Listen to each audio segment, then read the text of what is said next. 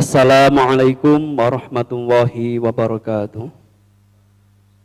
Anak-anak yang senantiasa saya banggakan dan Bapak Faisal Rahman yang saya hormati, yang sudah mendampingi saya pagi hari ini menjelang siang. Alhamdulillah kita berjumpa kembali dengan keadaan sehat walafiat dan mudah-mudahan kondisi yang saat ini hanya sementara saja. Walaupun hitungannya sudah 6 bulan ya. Baik, di pertemuan kali ini kita akan bahas kaitannya dengan bimbingan dan konseling.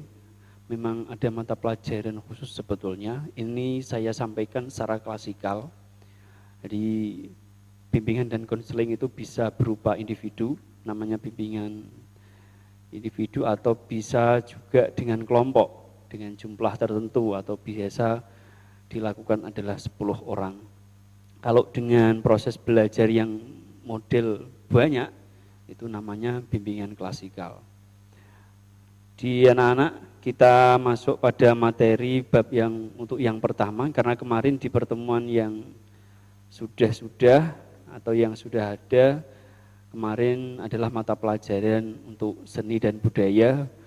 Untuk itu di pertemuan yang kita lewati ini kita membahas kaitannya dengan bimbingan dan konseling. Yang kita bahas adalah hidup harus beretika. Nah, kalian ini sudah kelas 9, tentu sudah banyak mengetahui kondisi saat ini bagaimana di madrasah kita sendiri ini. Tentu kalau kalian mengatasnamakan sebagai seorang santri, ya berarti harus mempunyai etika seorang santri itu seperti apa. Dan etika ini dimunculkan di tengah-tengah masyarakat atau diterapkan di dalam kehidupan sehari-hari. Baik yang mondok, baik yang di rumah. Untuk itu yang pertama, kalau kita bicara tentang etika, ya, atau kaitannya dengan manusia, itu pasti mempunyai etika. Nah, etika inilah yang kemudian dimunculkan atau dapat dilihat seseorang. Karena manusia sendiri sebagai makhluk individu juga makhluk sosial. Jadi bagaimana ketika makhluk individu itu berkembang, terlebih kepada makhluk hidup yang hidupnya adalah sosial, karena yang bersinggungan dengan orang banyak. Dalam perannya baik sebagai makhluk individu maupun makhluk sosial, manusia akan senantiasa dihadapkan pada norma-norma yang berlaku atau nilai-nilai yang berlaku. Baik itu di daerah kalian masing-masing, atau kita lebih luas lagi yaitu di Indonesia, lebih khusus lagi ketika itu berada di madrasah. Pasti ada aturan-aturan yang harus kita lakukan, yang harus kita lalui. Nah, nilai-nilai atau etika inilah yang kemudian perlu untuk kita jaga. Kalau di madrasah berarti ada kaitannya dengan tata tertib madrasah. Ada imbasnya tidak ketika orang tidak melakukan atau melaksanakan nilai-nilai tersebut? Ya tentunya ada. Kalau kalian berada di madrasah, melanggar tata tertib atau aturan yang ada di madrasah, pasti ada konsekuensinya. Ya, makanya dari segi absensi, dari segi kalian berperilaku, dari segi kalian belajar prosesnya seperti apa, itu ada nilainya, ada caranya.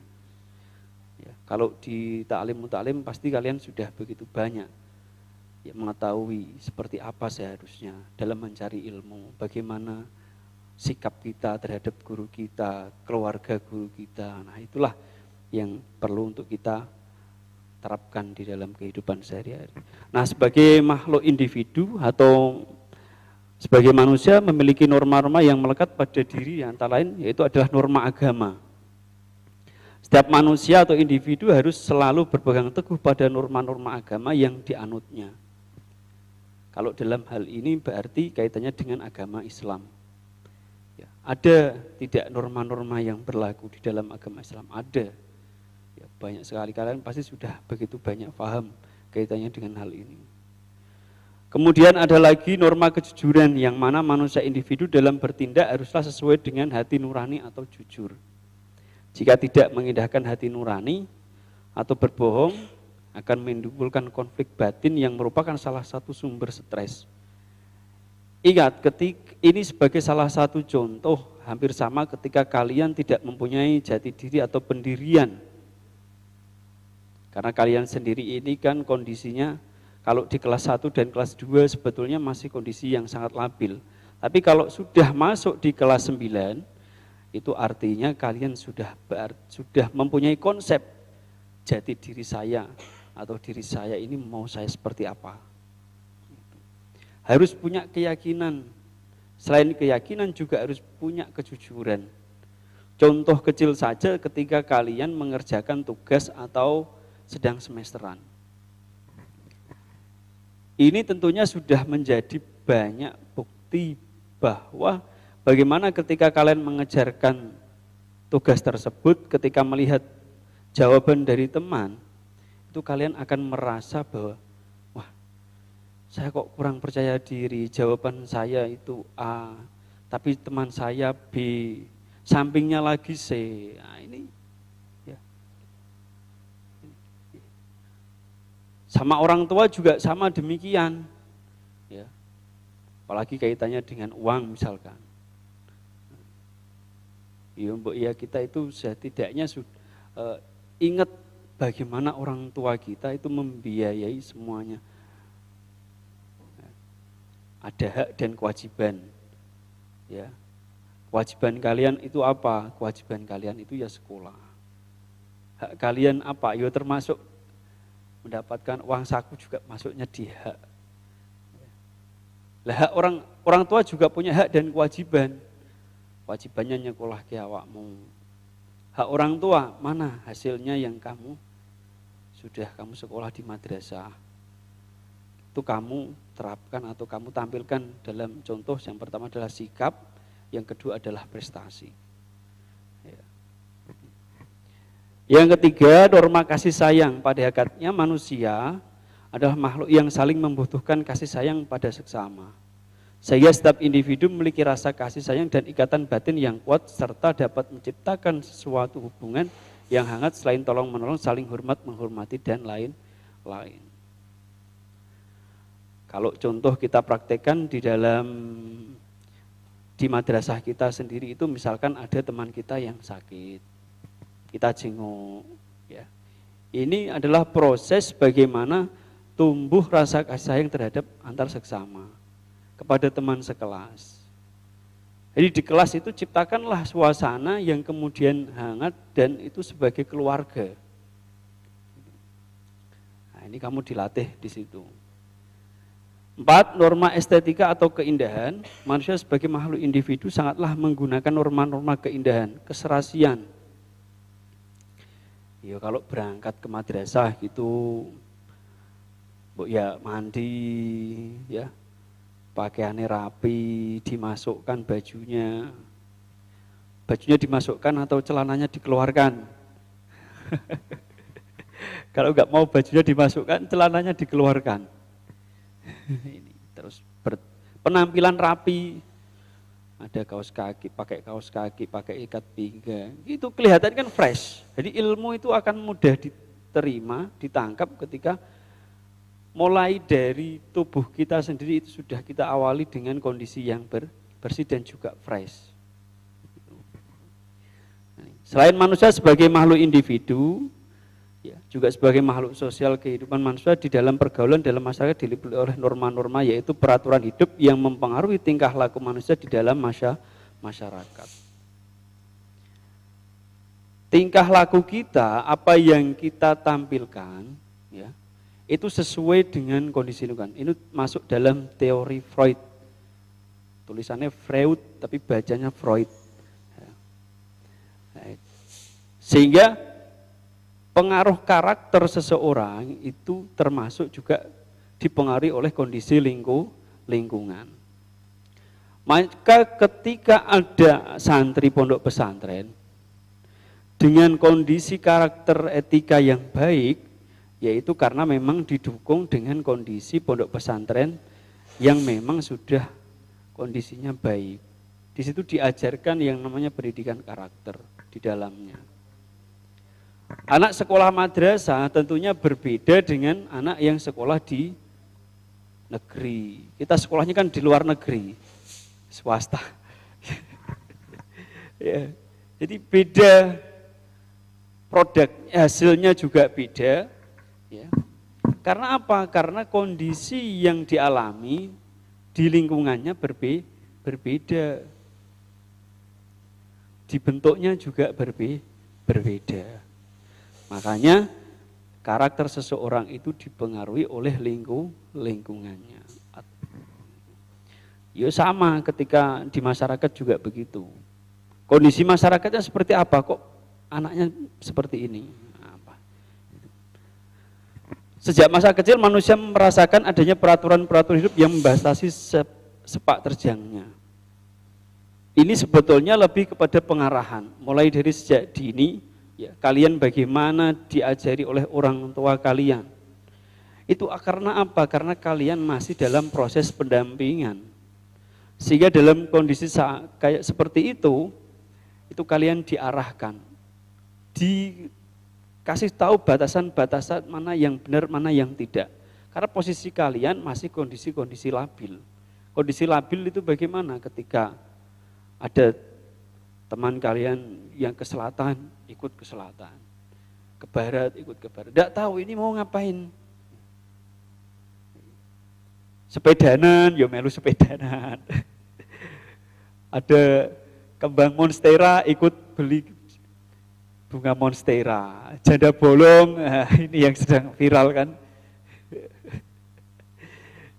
Jadi tidak tahu.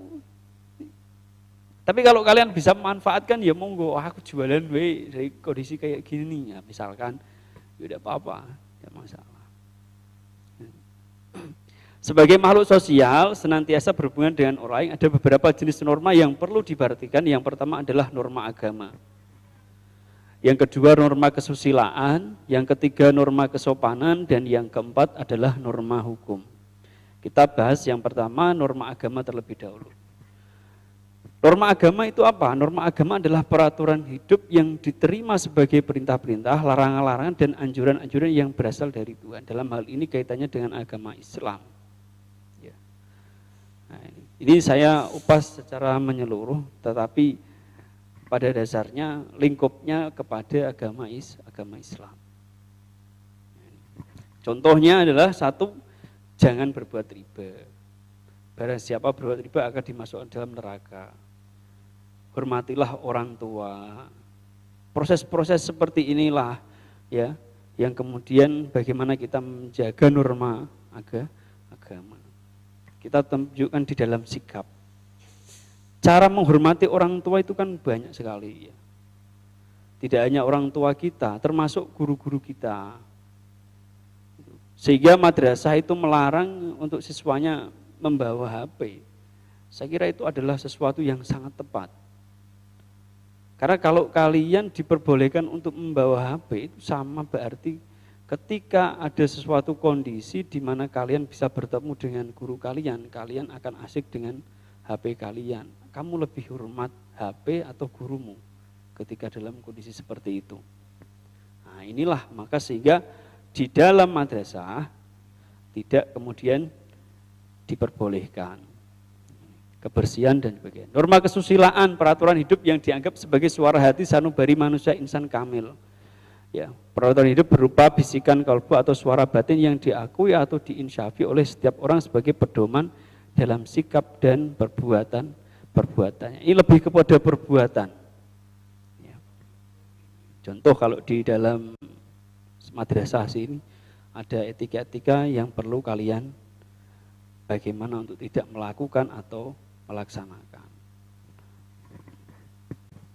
Yuk, dalam kondisi belajar ya tidak meninggalkan jam pelajaran semacamnya itu. Terus ada norma kesopanan. Pada dasarnya norma kesopanan adalah norma yang timbul dari interaksi atau pergaulan segolong manusia. Kalau kalian sudah menggerombol, ya, itu berarti ada sesuatu yang perlu untuk kalian terapkan, yaitu adalah adanya norma kesopanan. Baik itu kepada guru kalian, baik itu kepada teman kalian, atau orang yang lebih tua terhadap kalian. Nah ini orang muda harus menghormati orang yang lebih tua. Jangan meludah di sembarang tempat. Ya. Jangan berdesak-desakan saat masuki ruangan. Ini termasuk dalam kategori norma kesopanan itu tadi. Terus yang keempat, norma hukum. Peraturan-peraturan yang timbul dari dibuat oleh penguasa negara. Kalau kondisi saat ini adalah di ketertiban, di kelas misalkan ada tata tertib yang perlu harus kalian laksanakan. Nah ini kan kalau yang saya contohkan ini masuk di kondisi negara, ini hukum pidana, ya. Nah ini bisa kalian lihat. Nah itulah hal-hal yang kaitannya dengan etika. Jadi orang atau manusia hidup bersosial secara individu maupun sosial itu harus punya etika. Terlebih pada kalian yang notabene adalah sekolah madrasah, saya berharap etika ini dijaga karena yang menilai adalah masyarakat, maka terapkanlah dalam kehidupan sehari-hari norma tersebut sehingga apa yang kalian lakukan memang benar-benar adalah karakter dari seorang santri. Saya kira itu yang dapat saya sampaikan. Apabila ada sesuatu yang perlu ditanyakan atau dibahas, saya persilahkan.